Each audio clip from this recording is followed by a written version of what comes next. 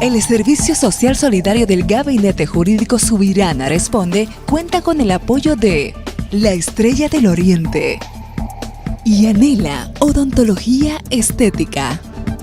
Cooperativa Rural de Electrificación Limitada, CREE. Y Estudio Jurídico Subirana y Asociados, Soluciones Legales.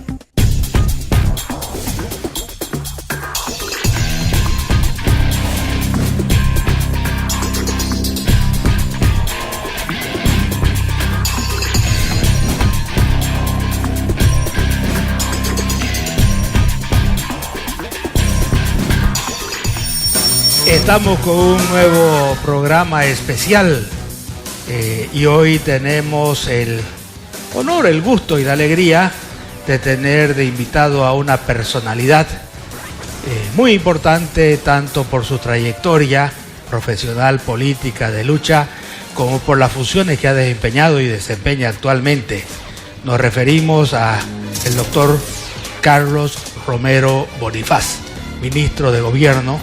Es el último nombre del ministerio que ha tenido a su cargo. Ha sido ministro de Autonomía, de la Presidencia, senador electo por Santa Cruz, asambleísta, etcétera.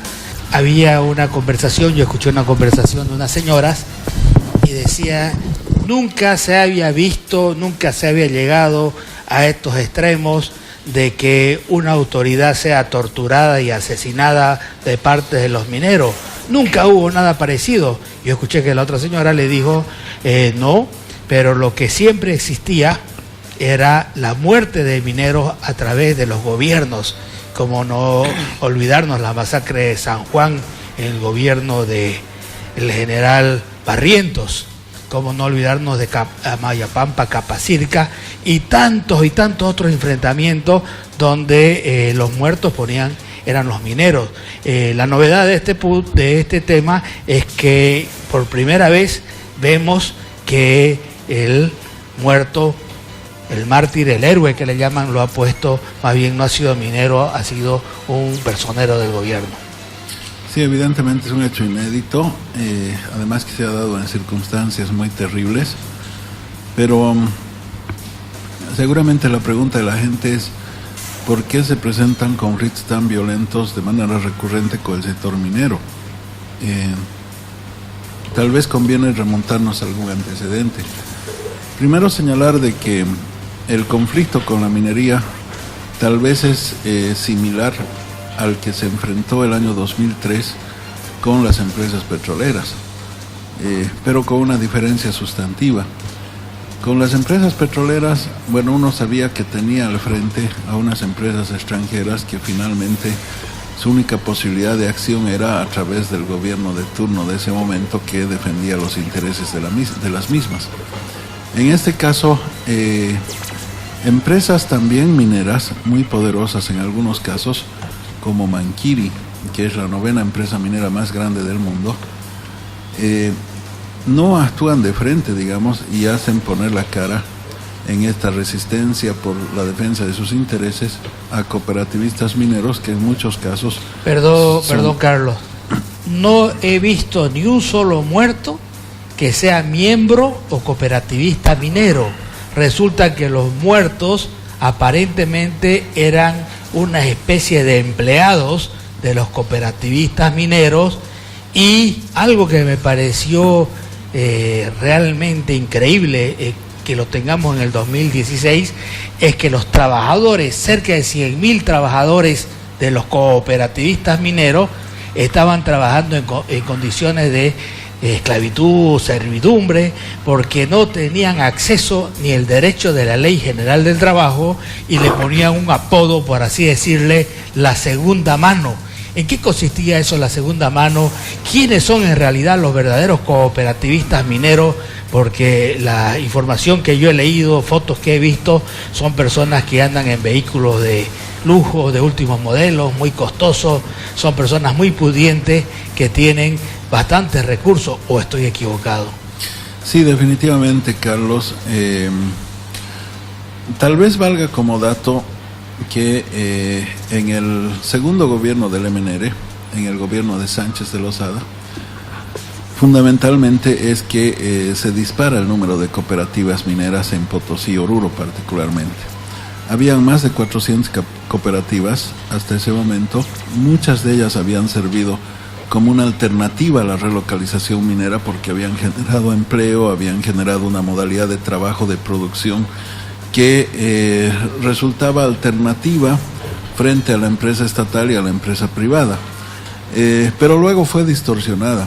Esas más de 400 cooperativas se disparan a algo más de 700 durante el gobierno de Sánchez de Lozada porque como quiera que ese gobierno tenía empoderados política, económicamente a los empresarios mineros privados, estos de repente ven la posibilidad de camuflar a muchas empresas extranjeras y privadas detrás de cooperativas.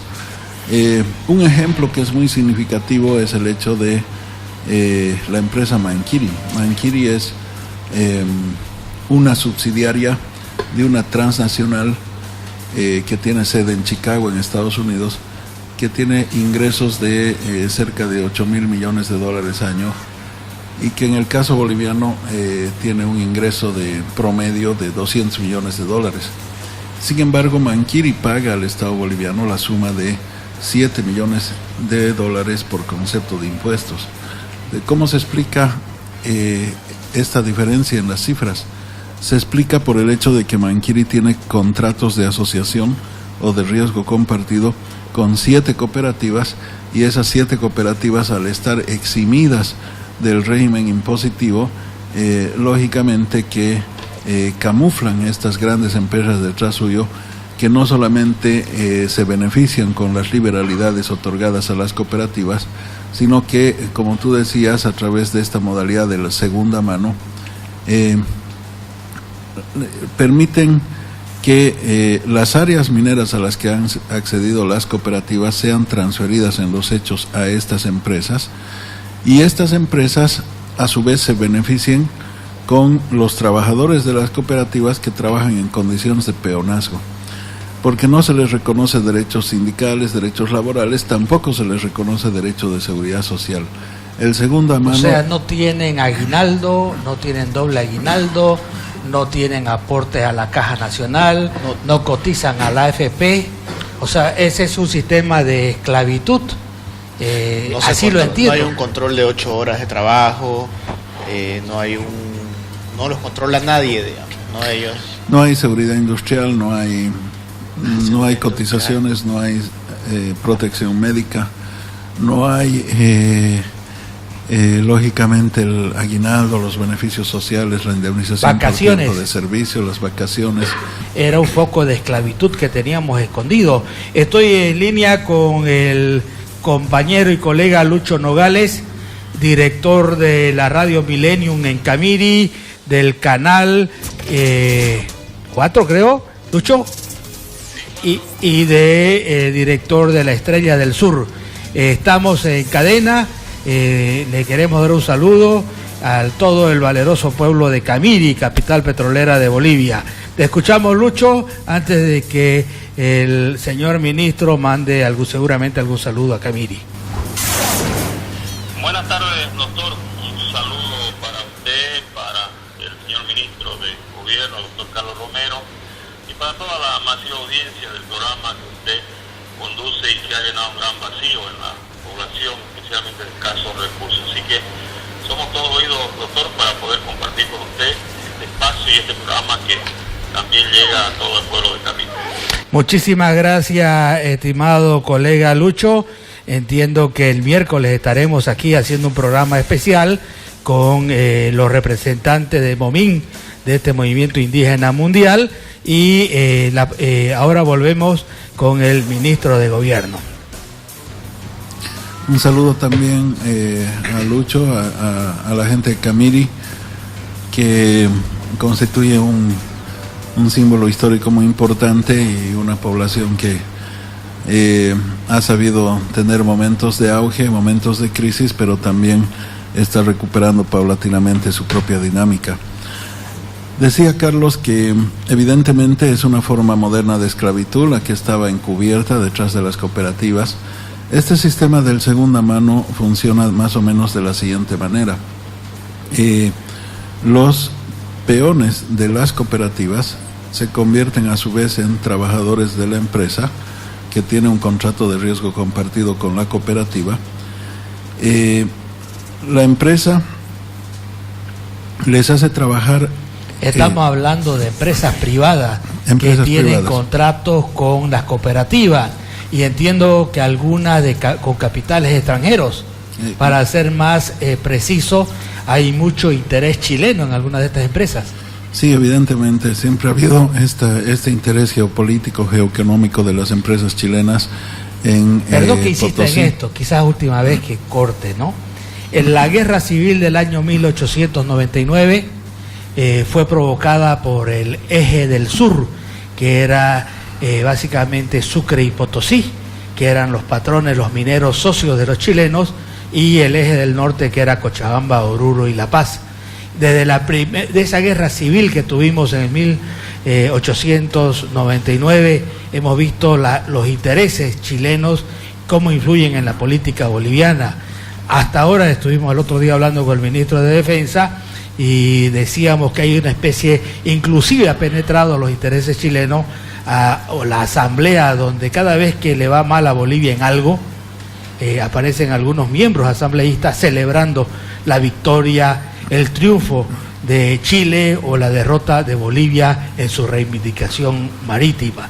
Entonces, este conflicto tampoco han estado ajenos los intereses empresariales, donde los cooperativistas le daban la concesión que le dio el Estado a empresas privadas y en algunos casos extranjeras. Sí, evidentemente, habíamos identificado 31 contratos de riesgo compartido de arrendamiento y de subarrendamiento que se habían suscrito entre empresas privadas extranjeras, algunas evidentemente con capitales chilenos que siempre han tenido interés en la minería y en las aguas, sobre todo freáticas de Potosí. ¿De qué empresas estamos hablando? Estamos hablando de la empresa Manquiri, estamos hablando de Comsur, estamos hablando de Inti Raymi, estamos hablando de Development Mining Company, estamos hablando de, Comsur era la empresa que era de Gonzalo Sánchez de Lozada, ¿no? ¿O qué es? Evidentemente la empresa de Sánchez de Lozada. Entonces estamos hablando de empresas transnacionales poderosas. Casi todas ellas son prácticamente extranjeras, tienen algunos socios empresarios bolivianos, pero indudablemente que el capital, las acciones, las decisiones están asentadas en Canadá, en Estados Unidos, fundamentalmente en estos países. Decíamos entonces que en este tiempo de empoderamiento minero durante el neoliberalismo con Sánchez de Lozada es que se impulsan estos contratos. Estos contratos permiten a una empresa estar eximida de obligaciones impositivas porque se camufla detrás de la figura de la cooperativa. La cooperativa no paga impuestos, en cambio la empresa tendría que pagar por lo menos el 37% de sus utilidades en impuestos, sumando el impuesto a las utilidades, el IVA, el impuesto a las transacciones. La cooperativa solo paga 2.5% por concepto de regalía minera, en cambio la empresa paga 8.5% de regalía minera. Y lo que es más importante, además, desde el punto de vista social, la empresa asume una serie de obligaciones laborales con sus trabajadores, en este caso la cooperativa no las asume. Además de que la empresa está obligada a invertir en tecnología para mitigar los impactos ambientales, en cambio la cooperativa no tiene estas exigencias, ¿no es cierto? Entonces ha sido un gran beneficio y muchos intereses en disputa los que se han expuesto en esta coyuntura. La aparente contradicción entre el gobierno y el sistema cooperativo se ha dado por la modificación de un artículo de la ley de las cooperativas que permitía la organización sindical en las cooperativas, lo que fue resistido por las cooperativas mineras. O sea, los cooperativistas mineros no querían que haya sindicato en sus empresas. ¿Así de claro? Así de claro. Existen sindicatos ahora mismo en varias cooperativas, ¿no es cierto? Bueno, y ahora no solo existen sindicatos, sino que los 100.000 peones que tenían sin beneficios sociales son personas que han ingresado a la Ley General del Trabajo y los decretos que la rigen. Me hace recuerdo un poco cuando sale la Ley General del Trabajo el año 53, si me equivoco, por favor corregime, Carlos. Se lo tenían afuera de la Ley General del Trabajo a los trabajadores del campo, se lo tenía con un régimen de esclavitud a los y las trabajadoras del hogar, pero ha sido a partir de nueva legislación, de la última ley INRA, donde dice los trabajadores de las propiedades agrícolas o ganaderas tienen que estar bajo el respaldo de la Ley General del Trabajo, tener caja nacional, tener aporte para la jubilación, y es realmente es otro avance que tenemos. Entonces, ¿no? Había habido un hueco de 100.000 familias, de 100.000 ciudadanos que vivían en una especie de esclavitud, que cuando terminaba su vida útil, quizás a los 40 años, por la toxicidad del trabajo minero, ya eran personas prácticamente con el cuerpo de ancianos y tendrían que vivir de la indigencia. Estos cooperativistas mineros, primero, no entraban a las minas a trabajar. Tenían bastantes peones que no gozaban de ningún beneficio laboral. Extraían recursos del Estado y hacían negocios directamente con empresas extranjeras. Y encima no pagaban los impuestos de ley, sino tenían una tasa preferencial. Exactamente. Y algo más, Carlos, ni siquiera pagan un salario a los trabajadores. Siquiera un salario. Ellos como al destajo, así. A destajo, sí. Ah, 6 días a la semana trabajan para la empresa, y un día a la semana en las áreas que le habilita la empresa trabajan para su propia subsistencia, ¿no? O sea que es un trabajo a destajo además. Que eran lo que hacían antes de la Revolución del 52, la Hualpira o Yapira, que era tratar de recuperar en algo entre la basura, digamos, algo de mineral, ¿no? Es algo denigrante también, es eso, ¿no? Evidentemente. Por ahí obtener... ¿Y por qué no lo sabe eso, o no lo sabía el pueblo de Bolivia? ¿Dónde ustedes creen que han fallado? Porque nosotros, cuando escuchábamos conflicto entre gobierno y los cooperativistas mineros, yo veía inmediatamente al cooperativista minero a un hombre trabajador, bajo, de tez de bronce, con su casco, pero resulta que había sido un señor empresario que se había desplazado con Land Cruiser, Hammer, qué sé yo, los vehículos de lujo de último año. Sí, yo creo que ahí tenemos que ser autocríticos como gobierno, puesto que la Constitución Política del Estado se aprueba el año 2009 y otorga un plazo de 1 año para que la legislación de recursos naturales se adecue a los contenidos constitucionales.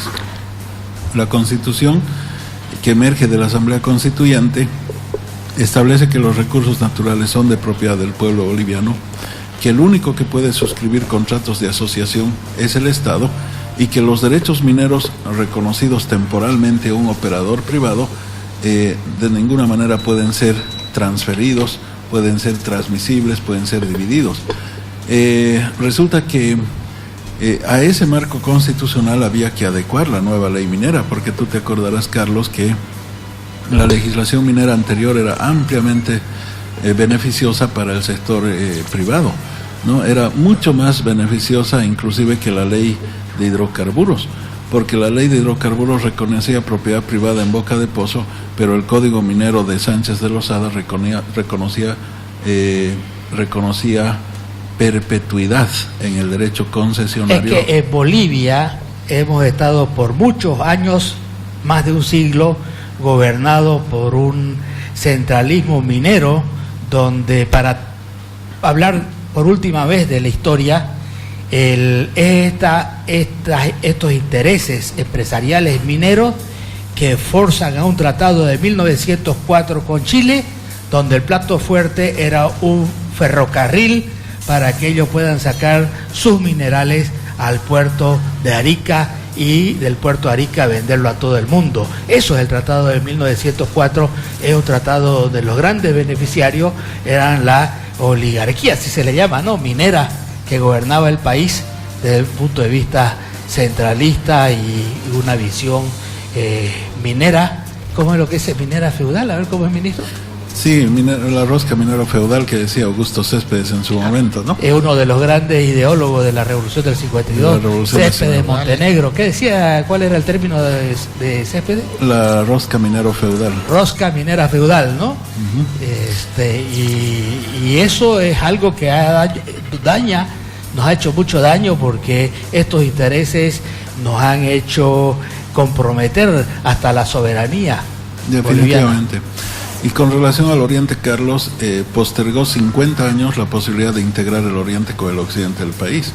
El memorándum de 1904 precisamente había denunciado, el memorándum de la Sociedad de Estudios Geográficos e Históricos de Santa Cruz, había denunciado que el tratado de 1904 estaba subalternizando el interés de integración nacional a el interés privado librecambista de la rosca minera del occidente del país, que prefería hacer negocios con Chile antes que cohesionar al oriente con el occidente del país. Y obviamente eso ha tenido pues un costo, un rezago en términos de desarrollo que podía haber tenido el país. Y es uno de los logros más grandes de la intelectualidad del oriente, la oposición de todo lo que ha sido la sociedad civil el año 1900, alrededor de 1904, al oponerse desde el oriente boliviano a ese tratado que finalmente tenía el objetivo de que hagan un ferrocarril para que los empresarios mineros saquen de una manera rápida y a menor costo sus minerales a ultramar. Efectivamente. Entonces, con ese antecedente, lógicamente que cuando se produce la Revolución Nacional de 1952, la nacionalización de las minas es un logro fundamental, se instituye Comibol, se estatizan las minas, pero luego en tiempos de gobiernos militares y sobre todo en tiempos del neoliberalismo se produce una rearticulación muy fuerte del sector minero privado, al extremo que uno de sus principales representantes, Sánchez de Lozada, asume la presidencia del país en 2 oportunidades. Dictan una ley que era absolutamente favorable en 2 aspectos. Primero, que la concesión minera era perpetua, lo cual es ilógico por definición, ¿no es cierto? Una concesión es un derecho temporal, pero se convertía en un derecho infinito en el Código Minero anterior. Y segundo, el acceso a la concesión minera, a su vez, bajo un concepto de producción integrada, no solamente otorgaba derechos sobre el subsuelo, sino también sobre el suelo y sobre las aguas subterráneas canalizadas hacia las concesiones mineras. Esto fue objeto también de negocios privados en condiciones de lesionamiento a la soberanía nacional, en el caso de Potosí con Peter McFarlane y otros personajes en su momento, ¿no? Sí, ¿no? Entonces, ese esquema de regulación del sector minero, nosotros hemos demorado mucho en modificarlo. El año 2010 ya debíamos tener la nueva ley minera que se adecue a la Constitución Política del Estado, y resulta que la nueva ley minera recién fue promulgada en septiembre del año 2013. ¿Por qué se produjo ese rezago? Porque los cooperativistas hicieron una alianza orgánica con el gobierno del movimiento al socialismo, pero esa alianza orgánica no tuvo el cuidado de nuestra parte de decantar a quienes estaban escondiendo intereses privados extranjeros y a quienes representaban en esencia al sistema cooperativo. En segundo lugar, esos diálogos interminables dilataron la adecuación de la legislación.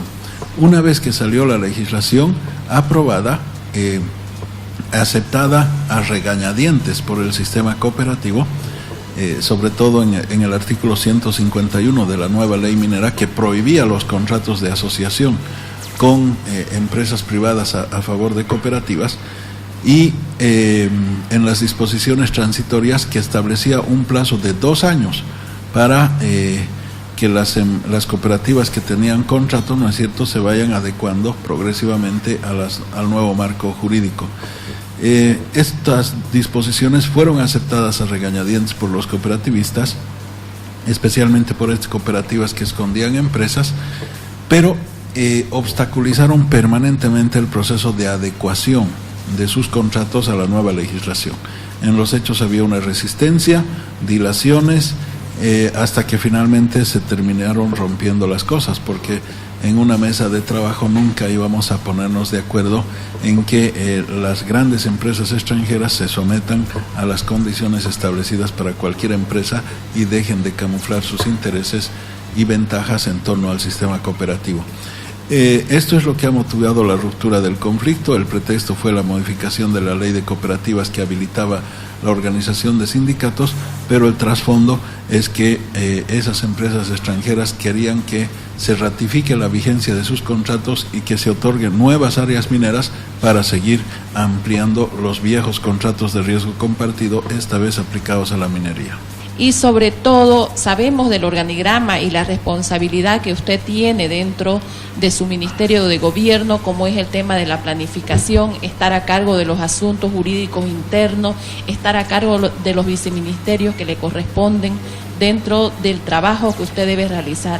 Agradecerle por ese momento que usted está dedicando en estos momentos, es necesario recalcar, porque siendo el Ministerio de Gobierno parte del órgano ejecutivo del Estado boliviano, usted continúa con esa labor loable y sobre todo está viendo el tema del desarrollo productivo, el tema del desarrollo social, el tema de los asuntos políticos de Bolivia, y que es necesario recalcarlo y que haga conocer a la población, señor ministro, el tema del trabajo con equidad social, que lo hemos visto que usted está realizando, el trabajo por la justicia, el trabajo que está fortaleciendo para el tema de seguridad física, ¿no? 100.000 peones que estaban en condiciones de esclavos, parecido a nuestros guardias de seguridad, nuestros choferes de micro. Hacemos una relación, ¿no? Porque en nuestros días también existe, ¿no?, el esclavismo que está oscuro todavía, ¿no?, que no ha salido a la luz,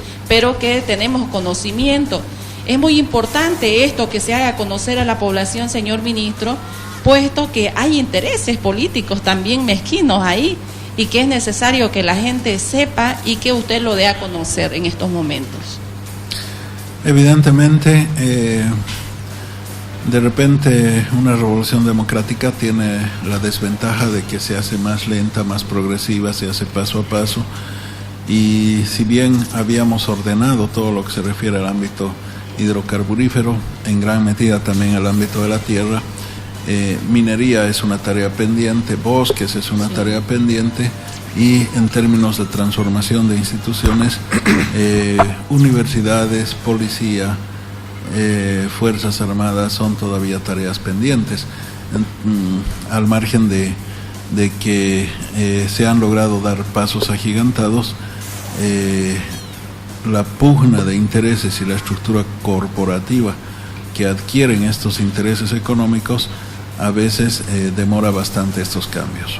Ministro, como nosotros le comentábamos antes de iniciar el programa, tenemos una pequeña labor social que hacemos a diario, que es llevar muchos casos de violencia familiar. Tenemos muchos casos también de denuncias de otros de los delitos más comunes, de estafa, y queremos de aquí desde el programa también poder hacerle un agradecimiento a los coroneles, tanto al coronel Medina como de la FELCB como al coronel Ramos, que están a la orden de cualquier llamada. Uno los puede conseguir a cualquier hora del día para ayudarnos a poder hacer la investigación y resolver los problemas cotidianos que tienen las personas y que vienen a contarlos a través del programa. Queremos aprovechar este espacio para hacerle conocer y agradecerle a través de usted esa coordinación que tenemos con las personas que actualmente están encargadas de esas dos instituciones. Es muy importante para la sociedad y nosotros lo notamos desde el programa. Muchas gracias, Carlos. Tal vez la principal orientación que debe asumir la policía en estos tiempos contemporáneos es trabajar cada vez más estrechamente con la comunidad.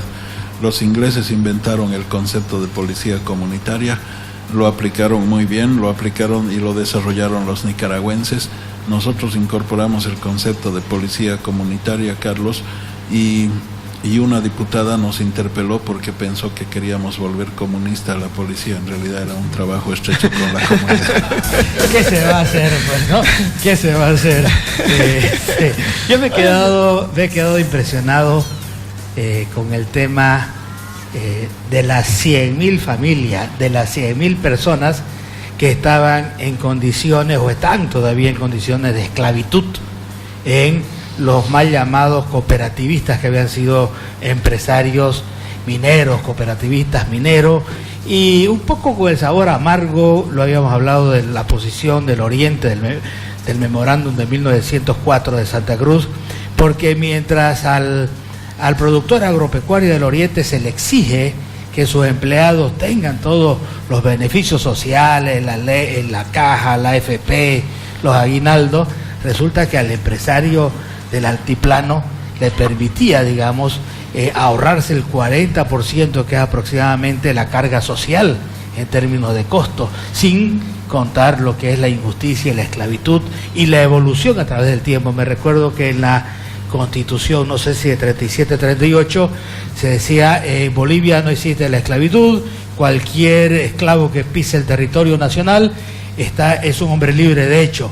Y la esclavitud ha ido modificándose hasta en las últimas constituciones, que la define a la esclavitud como aquel que trabaja sin recibir una justa remuneración, y viene lo que son los derechos humanos, los derechos principales, el tema de la salud, el tema de la Caja Nacional de Salud o una caja de salud, y el tema de el seguro a largo plazo, que es el aporte a los fondos de pensiones. Eso realmente es un tema que yo rescato como un hueco muy oscuro, muy escondido, y por lo demás, todo lo demás dirán que sí, que fue, que se pudo haber hecho, que debieron hacer esto, que debieron hacer aquello, y ocurre como los analistas financieros, al otro día que hay un desastre en la bolsa de valores, ellos explican por qué hubo el desastre, por qué ocurrió eso, pero ellos no pueden hacerlo nada el día anterior o el mismo día. Entonces, pasados los hechos luctuosos que hemos sufrido todos los bolivianos, mucha gente se siente con la libertad de decir, yo haría esto, yo haría aquello, ¿por qué no hicieron esto otro? ¿Por qué lo dejaron ir? ¿Por qué no lo dejaron ir? Siendo que en las funciones de gobierno, y lo hablaba yo con un familiar cercano que también fue ministro, a mí me tocaba entrar a las cárceles de máxima seguridad sin protección alguna. Y uno dice, ¿y qué hubiera pasado si me hubieran tirado una tunda o mi mismo hermano, que también fue ministro de Trabajo, que entró a alguna mina? Y charlando decimos, la verdad es que a veces uno, cuando está en esta posición de servicio público, no mide los riesgos que está tomando, ¿no? Sí, es terrible. Terrible el hecho de que se haya planteado la última movilización como una movilización de ruptura institucional, porque lógicamente concurrir a una mesa de trabajo y que el gobierno reconozca la ampliación de contratos de riesgo compartido con tantas ventajas para las empresas era un despropósito. Entonces ellos sabían que en una mesa de negociación eso no iba a ser viabilizado, por eso han conspirado para desestabilizar al gobierno, obligarlo de repente por la vía de su debilitamiento político a aceptar estas condiciones inaceptables. No es que el gobierno sea enemigo del sector empresarial, de ninguna manera. Nosotros queremos que la inversión en materia minera se siga canalizando en los casos de La Paz, de Oruro, de Potosí. ¿Por qué digo La Paz, Carlos? Porque hay contratos de riesgo compartido también que están permitiendo la explotación del Cerro Illimani. Sí, es terrible, ¿no? Evidentemente. Con un daño irreversible. Efectivamente. Entonces, en el caso de estos 3 departamentos, no queremos que se vaya la inversión privada, no queremos ahuyentarla, no. Queremos que las empresas trabajen como tales, sometidas a las reglas que debe cumplir cualquier empresa, porque además eso es competencia leal con las otras empresas privadas que operan en el sector minero. El 52% de las áreas mineras del país, Carlos, están ahora manejadas por la empresa privada. Y en lo fundamental trabaja muy bien, cumple sus impuestos, cumple sus obligaciones laborales, ha incorporado tecnología moderna.